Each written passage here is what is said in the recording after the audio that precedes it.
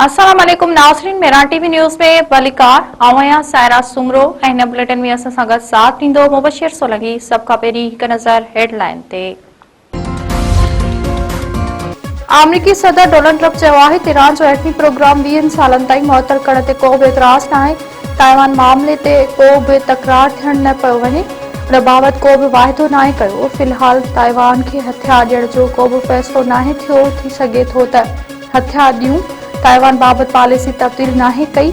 Media सां ॻाल्हाईंदे अमरीकी सदर पारां पाकिस्तान जी हिकु भेरो ॿीहर तारीफ़। ट्रंप चयो आहे त कुझु ॾींहं अंदरि ईरानी तेल ख़रीद कंदड़ चीनी कंपनियुनि तां पाबंदियूं ख़तमु कंदासीं।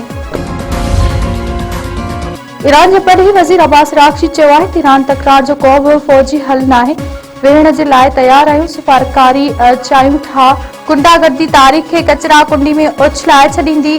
दिल्ली में ब्रिक्स परॾेही वज़ीरनि जे कॉन्फ्रेंस खे ख़िताब कंदे ईरानी परॾेही वज़ीर चयो आहे त हरमज़ वापारी जहाज़नि जे लाइ खुलियल आहे। जहाज़नि जो अमलो ईरान सां सहकार करे।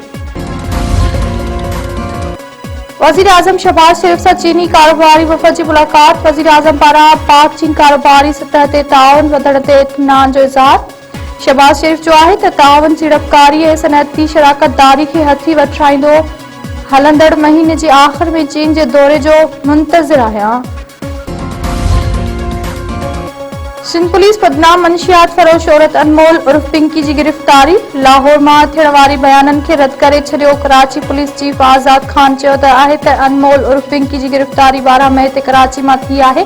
पिंकी जी नेटवर्क में शामिल माण्हुनि खे बि पकड़ियो वियो आहे। नेटवर्क में 20 खां वधीक औरतूं शामिल आहिनि, जिन मां 12 जो तालुक़ लाहौर सां आहे। पिंकी जे नेटवर्क में असांजा हीरोज़ ऐं स्टार्स भी शामिल आहिनि। कराची में प्रेस कॉन्फ्रेंस कंदे एडिशनल आईजी आज़ाद खान ॿुधायो आहे त गिरफ़्तार कयल पिंकी जी मोबाइल फोन मां 869 नंबर मिलिया आहिनि, जिन मां 132 नंबर कराची जा आहिनि।